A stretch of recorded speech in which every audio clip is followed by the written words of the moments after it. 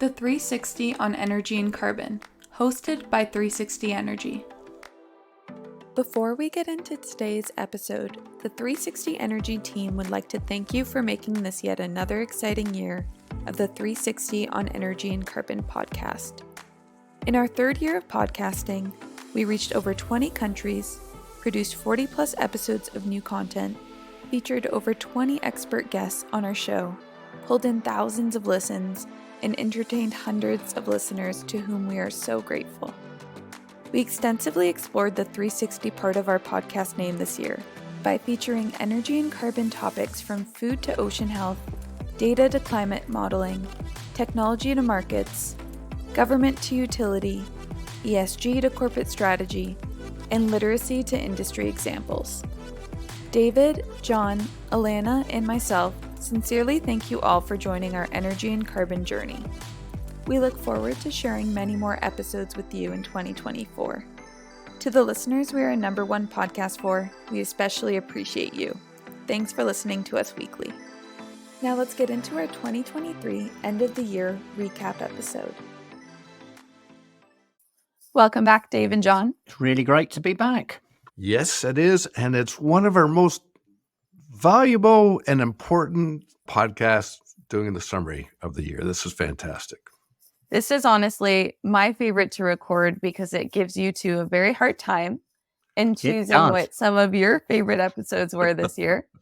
And it also is a great starting point for our listeners to see what episodes can stand out and are a good start for getting into the 360 on Energy and Carbon podcast. So welcome old listeners and hopefully welcome some new listeners.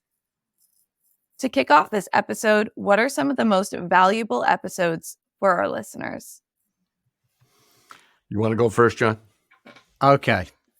I think that's a challenging one. Before we started recording, we were talking about this, and we said it's a bit like being asked, who's your favourite child when you've got a number of children.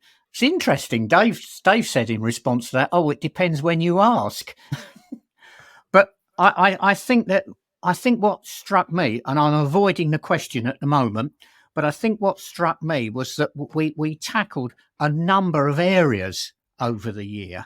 We did quite a bit of, sort of relating to food and agriculture. We did things relating to utilities. We did things relating to ESG, corporate structure, the energy markets. There's a whole lot there. I think that probably the average listener would not want to listen to all of our podcasts because it wouldn't necessarily match all what they're interested in.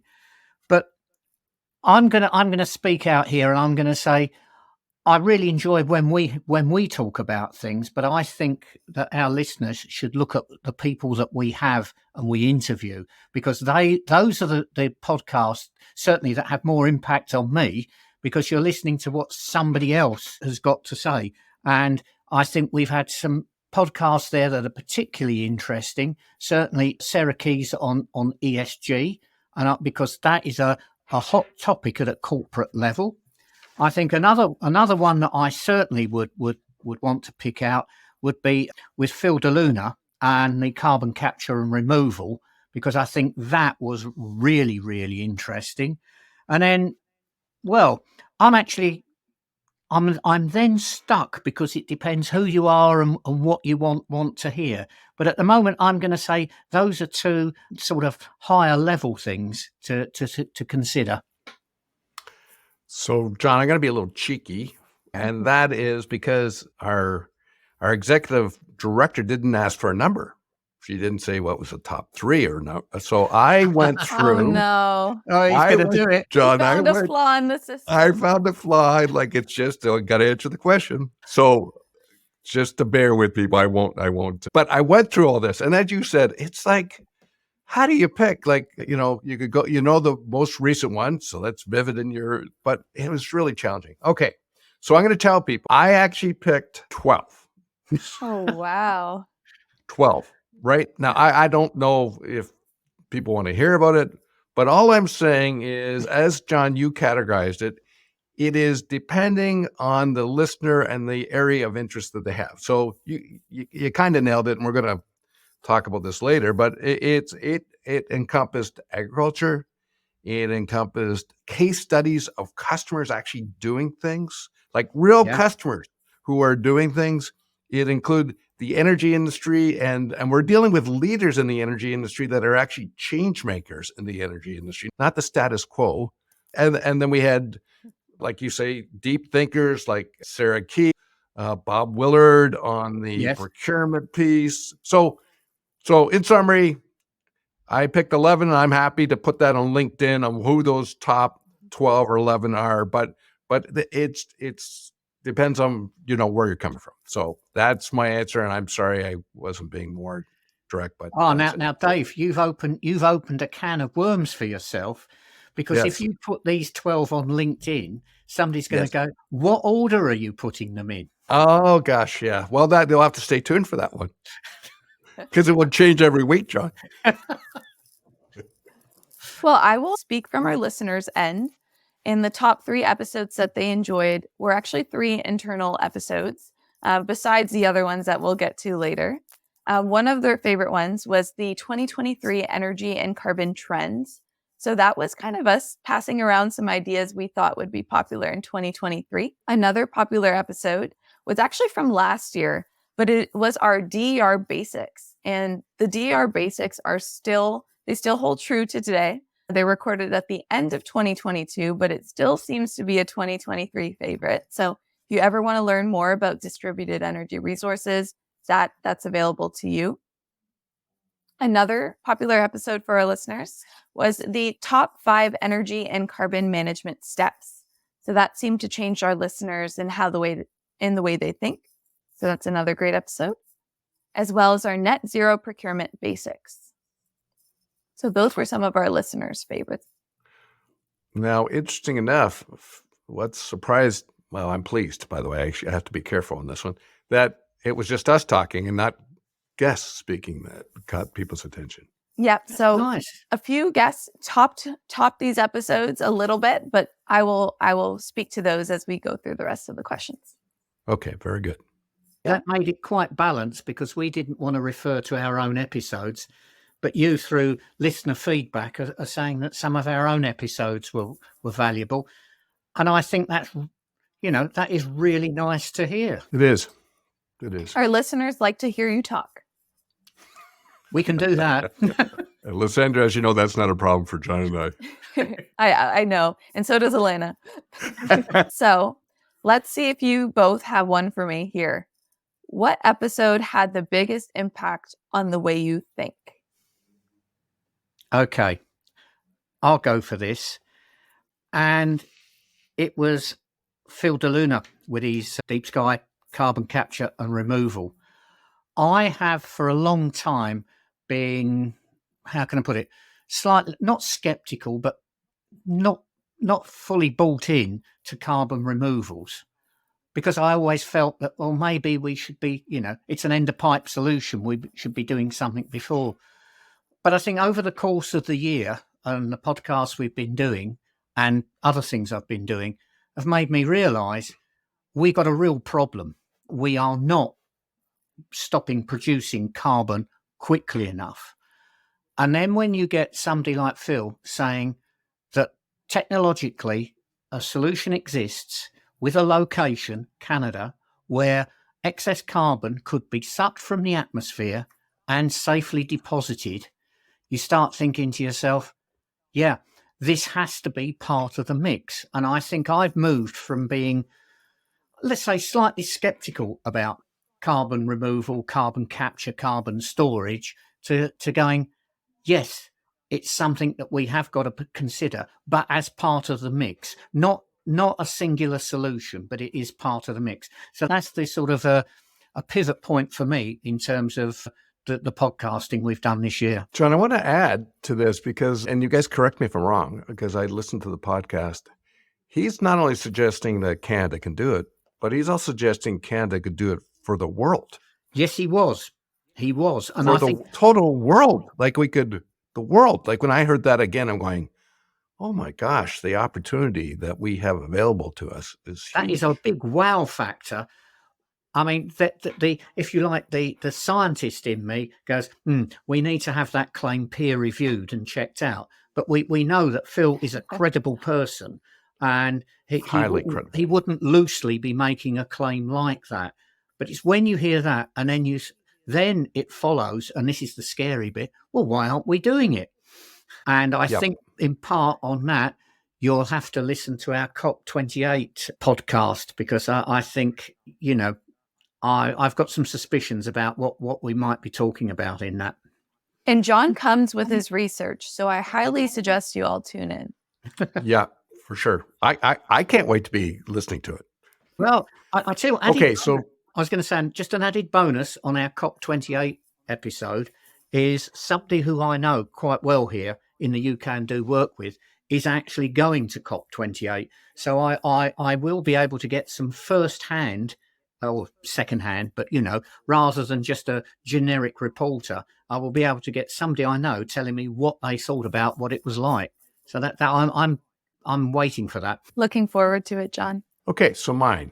Phil was outstanding. There's no doubt about it. And he was recent. He summarized not only the technology, but actually why businesses, if you don't do this, you're in massive trouble. And he just nailed it. But okay, but I'm going to talk to you they were so good, but what caught my attention, and John, I don't think you were on the call. It was with Paul Rack from Verifarm.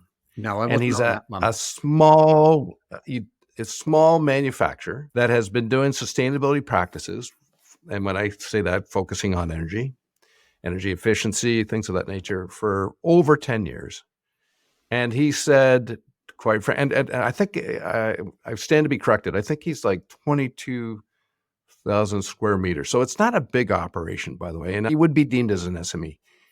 He conveyed that this is nothing but printing money. If you do this, it's just the best thing that you could ever do for your company, for your employees, for your suppliers. And by the way, it makes money. It doesn't cost money. It makes money for you to do it.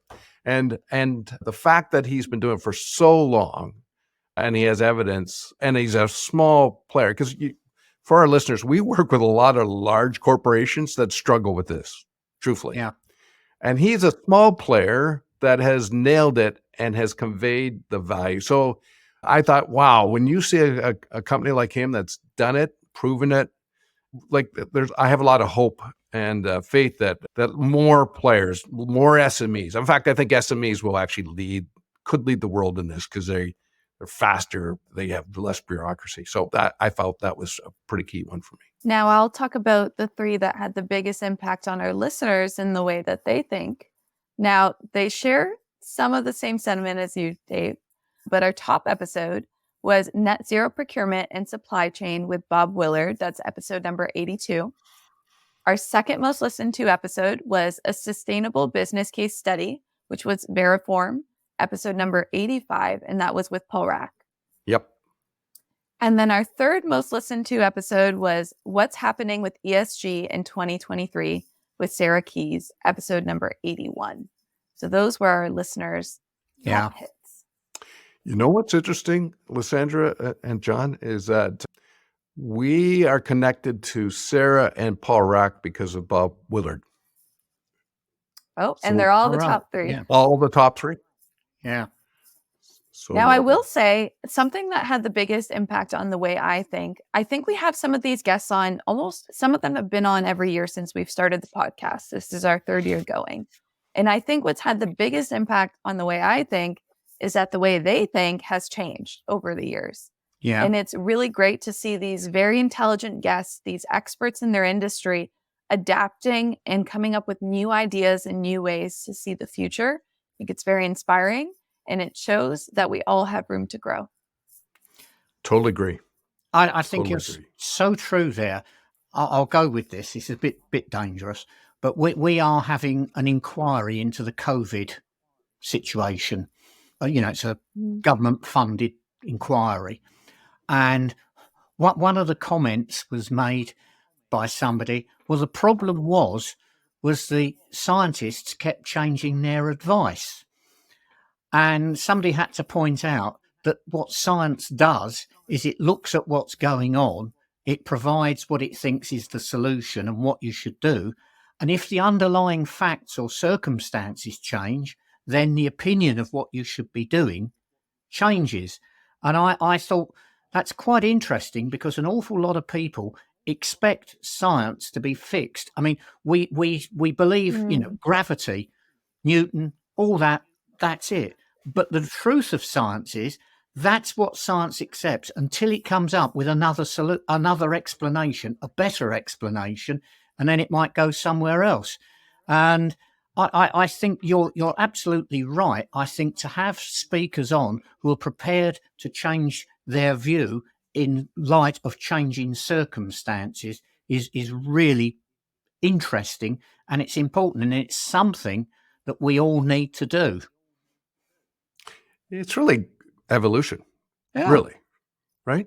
It's if you kept thinking the same way without learning what you've done right or wrong, like it's a requirement, or else if we don't, humankind won't survive. Period. So Yeah, I once heard somebody talk.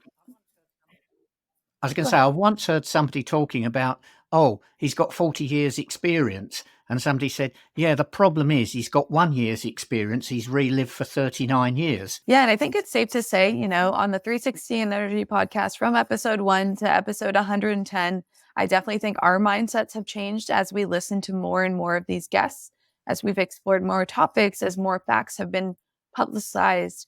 I think there's always room to grow and learn. And I think that's probably had the biggest impact on the way I think. Yeah, you say that, Lysandra, but I'm going to throw one in. There are certain fundamentals that we've talked about that I think have not changed. That have stayed the same. Yeah, that's correct. Not every problem is a binary problem. Most of the problems, you have to have good data or good information in order to solve them. And if you don't have that information, you can't work out a solution and you can't manage them. That has not changed. Yep. And John, I'm going to add, this is not a one person or department problem. This is a societal problem that multidisciplines need to be involved or exposed to. Yes. Do not be relying on one group to answer the problem, or one we're stealing something from Phil. There's no silver bullet on this thing. It's buckshot. You need lots of things that have to be done. Yeah, I see some organizations, they go, we need a subject matter expert, and they expect that subject matter expert to do everything and be everything. Teams are better than individuals. If our listeners have heard our 110 episodes, you would have heard Dave and John mention those same very points from episode 1 to 110. So they fundamentally believe in this, and I can vouch for that. Yeah. And Lysandra, what's really important is actually now we're hearing customers or clients, they're not our clients, they're the people in the marketplace that are saying the same thing. It's not us telling them, they're reinforcing that whole belief. So now this episode, I've given you a limit. If someone was listening at an executive level, what are the top 3 episodes you would recommend? John, shall I go first, or do you want to go first? I'll go first because you're going to have 12. Yes. Spoiler alert. Yeah. Okay. It's interesting because we've got some double episodes, haven't we, with the same organization. So I'm going to be cheeky and say, if there's a double episode, I class it as one. In no particular order, I think the 2 episodes on Purelator, I think they are really ones that senior management should listen to. I think Sarah Keys and ESG, because we're going to hear a lot more about that in the future. And I think it's a lot more that needs to be there. And then given the support that you gave earlier about the popularity of an internal episode, I'm going to say the top 5 energy and carbon management steps. So that's my 3. Nice. Thanks, Dave, for your long list. Okay, yes. Welcome, audience. Okay, so here's the thing. The question was, what would the executives? And I said, okay, guys, depends where I'm an executive. Like, am I executive at a manufacturing location? Am I an executive in an agriculture setup? Or am I an executive in the energy business? So that's why I'm being cheeky. So here we go. I'll start with agriculture because actually agriculture, I have a bias, but they tend to lead because I have to lead because they don't have any options or things are so competitive, and climate change is having a huge impact on them trying to keep up with. So staying with that, I'm going to convey on the agriculture side when we, I think it's our first 2 podcasts of the year where we're talking about agriculture modeling. And that was, I think, number 68 and 69. So John, like you, I think you're right. We stay with as if it's one podcast, even though it's 2. That was with the government of Canada in British Columbia. And I'm kind of keen to come back to them this year to see what's happening on that as well. And that was related to, by the way, horticulture sector, how it's impacting the cherry and the wine industry, and it's having a dramatic impact.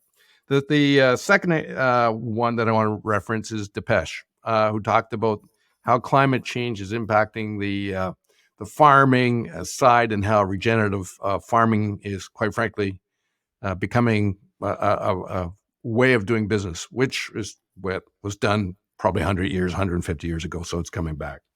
So I those are on the agriculture side. On the energy side, I actually thought we dealt with some real leaders, thought leaders in this area in the utility sector. So we had Fortis BC, and we also had Essex Power. So I think it's in the 90s, number 96 and number 71.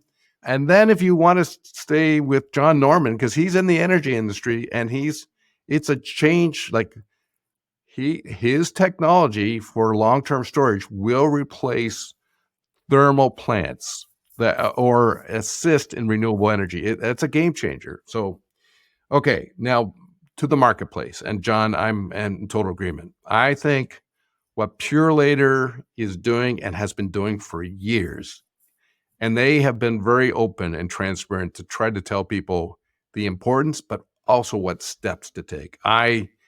They laid it out specifically, all the different things need to be done and why it needs to be done and the challenges. I thought it was brilliant. Paul Rack was another one.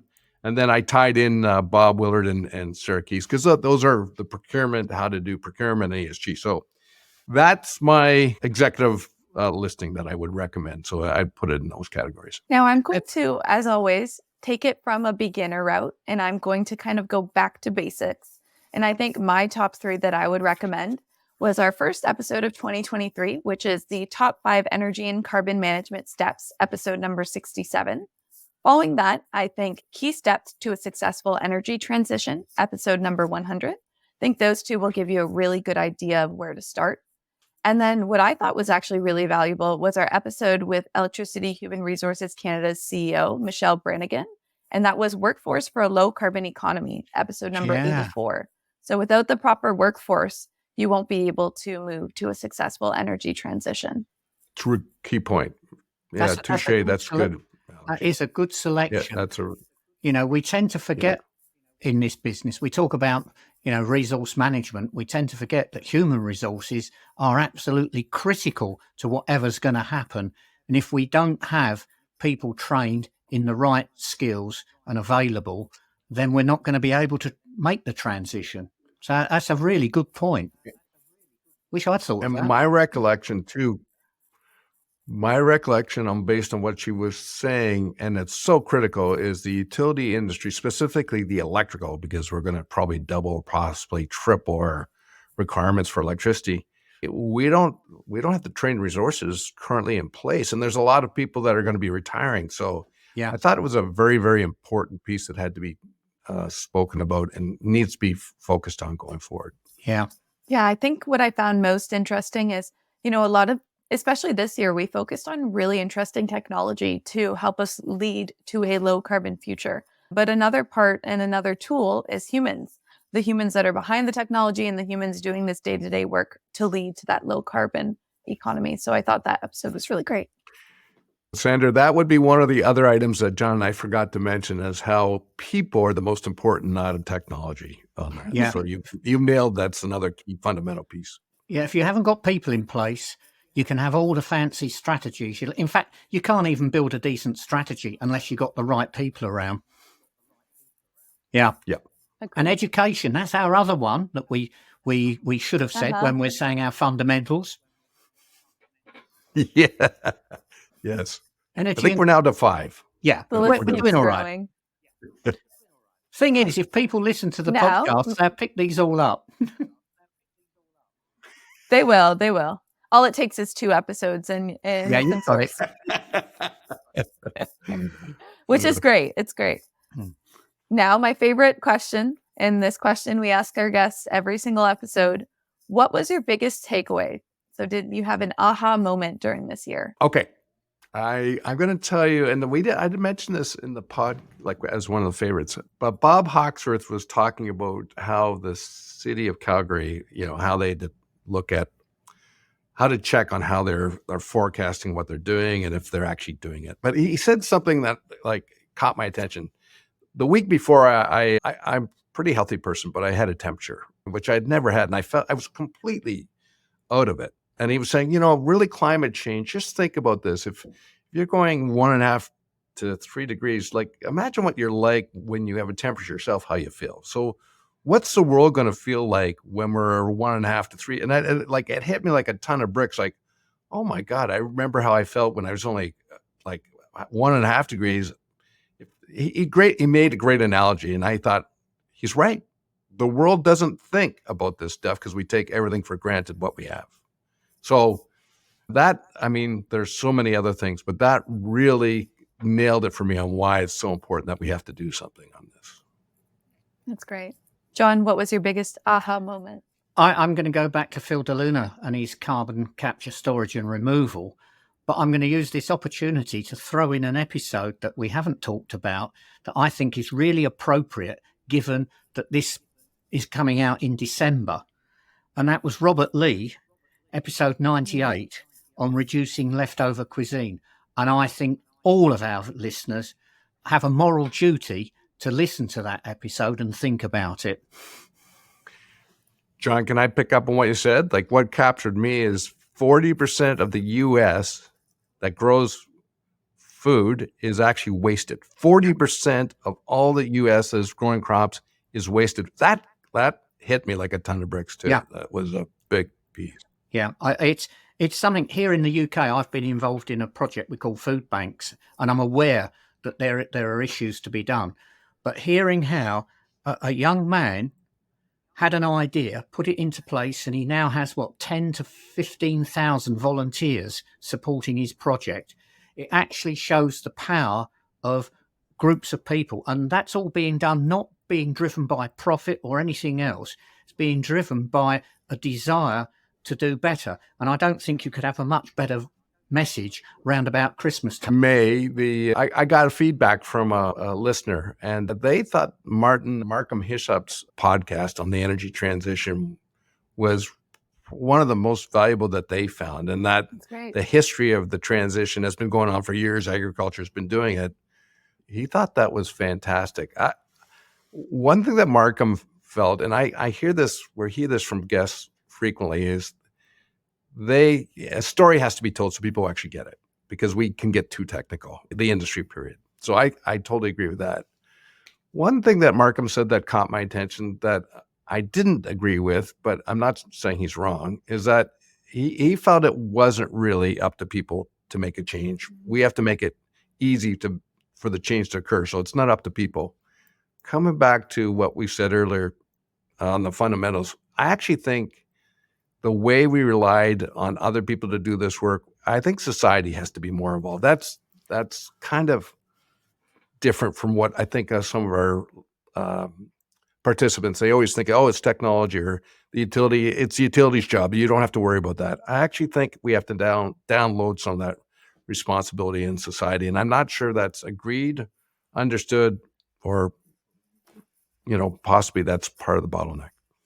It's interesting you say Good that, point. Dave. I was watching a program here on our Channel 4, and it was 3 well-known people who were campaigning about climate change and saying something needs to be done. And I'm going to try and get hold of the statistics from it. But they were basically looking at actions that are needed to make the transition, to make net zero happen. And only 27% of it is down to individuals. The rest of it is down to business and governments and states. And they're saying that is why we're having a problem at the moment, because there's a lot of individuals want to move the dial, but without business and government making it possible, building infrastructure, etc., etc., etc., the individual actions just won't make a difference. You know, I agree. they'll be well I agree with intentioned, that, John. but we need more to do. Right. And so I just for our listeners to make sure everyone understands, when we're saying people need to be involved, certainly society, but we're saying people in businesses, leaders in businesses. They can't rely on a department or someone to take it. It needs a variety of people to be involved. Now, Yeah. we'll see if this happens, but somebody was suggesting to me that one of the things we might see coming out of COP28 is something about more credibility for businesses making net zero claims. Because they're saying that what's happened is one of the responses of business to the situation we've got is, oh, let's sign up the race to zero. Let's sign up. Let's say we're going to do net zero. And then you actually look at it. They haven't got metrics in place. They haven't got a strategy in place. And as time goes on, they're going to have to be shown to be more credible. And that links back to the changing face of ESG. I think my biggest aha moment is how true our podcast name is. It really is a 360 on energy and carbon. And when I was scrolling through our list of this year, I found we talked to utility, we talked to people in food, we talked to people in ocean health, climate modeling, technology, markets, data, government, ESG, corporate strategy, policy, literacy, examples in the industry. We reached a broad sense of all things energy and carbon. And I think that our hope with this podcast is that it's available and easy for everybody to understand with our episodes and our guests that come on. However, we do understand it's a big undertaking and there are many different categories that fall into energy and carbon. Yeah. And I'll just add, Lysandra, I think we said this earlier, and I say this every podcast, how much I really enjoy doing these. Every session I learn, and you were right, when you reflect on all the things we did, like I've grown as a person on what needs to be done and what should be changed and things like, so I'm hopeful that our listeners do get something like at least half as much as what we're getting. Cause I think I'm hopeful that they're learning from this process. Yeah, I also wonder with our listeners, I mean, we're open to the fact if you're a keen listener and you think there's a topic that we should be talking about or getting a guest on about, shout out. Now, to end off this episode, what lesson do you hope listeners take away from listening to episodes number 67 to 108? So we've had about 42 guests we've had about 42 episodes with over 20 guests this past year. Okay, I'll start it off, John and Lysandra. I actually, sometimes I sit in this seat and wonder if the world is going to change fast enough or quick enough. And then I think and reflect on the guests we have and the topics we have. And there are people, the transition is happening and it's happening and it's going to accelerate. So I guess this exercise you've asked us to do, I actually think there are people in the marketplace and really sharp people like Phil, John, like Bob, Sarah, like there's just leaders in the in the sector that are moving things fast. And so sometimes you don't think it's moving fast enough, but I think in the past year things are happening and there's some really smart people that are on this. And so I think, so I'm pleased. I just think the world is moving and we just need to continue that work with more people. John, what do you hope listeners take away? I hope they take away that, climate change is for real. Carbon is the issue. Energy is a major contributor to carbon. And as Dave said, there's a lot of good thinkers out there who have solutions and have suggestions about where we might go. And I think at the end of the year, if you've listened to all of it, I think you should end up more hopeful than fearful about where we're going. Yes. Yes, John, absolutely. I would say I hope listeners realize that if there's an area you want to explore, there's probably an expert or someone that's already in that area that you can start having those conversations with. And if there isn't, I think be innovative, explore it. And I think you could be one of those top leaders that are making a change. All right. Well, thank you for another great recap episode. I look forward to starting year 4 with you both. Yes, it's just going to get even more exciting as we go forward. Thank you, both of you. It's just been a joy this year. Appreciate your participation and assistance for sure. Yeah, it's enjoyable. It's interesting. And I even find myself sometimes after we've done this, I'll be talking to people. I go, hey, you never guess what we were talking about on a podcast. And I get people go, oh, you do a podcast? And I go, yes. But I'm still a bit reluctant with some of them to share the link. You shouldn't, John. No, I You should. shouldn't. The content's really what is. you and Lathander. It's good content. It is. It's good stuff. Yeah, and if you're one of our listeners and you enjoy listening to us, be sure to send that link to us, family, friends, coworkers, and have them listen to the 360 on Energy and Carbon podcast as well. Yes. Thank you. Lathander, I want to thank all the listeners too. Yeah. Yes. I really appreciate your listening. We're really pleased with the growth of this. So thank you, everyone. Thanks. Have a great day. That's all for today's episode of the 360 on Energy and Carbon podcast. Thanks for listening. Make sure to check us out on our website at 360energy.net and follow us on LinkedIn at 360 Energy Inc. Tune in to our podcast on Apple Music, Spotify, Anchor, or other listening platforms by searching the 360 on Energy and Carbon. You can watch the video recording and subscribe on YouTube at 360 Energy Inc. Email us your feedback at podcast@360energy.net or comment on our LinkedIn posts.